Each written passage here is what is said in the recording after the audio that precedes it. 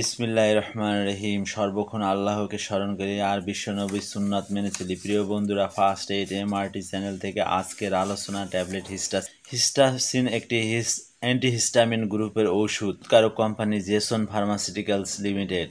ইহার কার্যকারিতা, সেবনবিধি, পার্শ্ব প্রতিক্রিয়া, সতর্কতা সম্পর্কে বিস্তারিত আলোচনা করব। প্রিয় বন্ধুরা, ভিডিওটি সম্পূর্ণ দেখুন। ভালো লাগলে লাইক ও সাবস্ক্রাইব করুন। ওষুধ সম্পর্কে কোনো কিছু জানতে কমেন্ট করুন।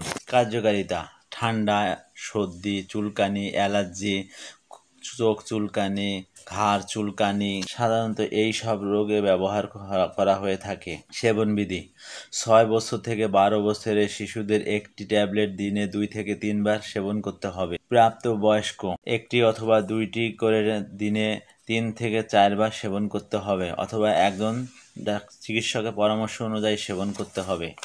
পার্শ্ব প্রতিক্রিয়া: ঘুম ঘুম ভাব, বমি ভাব, বমি, ক্ষুধামন্দ, মুখ খসখসে ও মুখ শুকিয়ে যেতে পারে।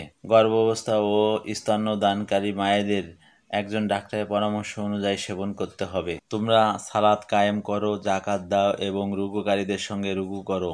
সূরা আল বাকারা আয়াত 43।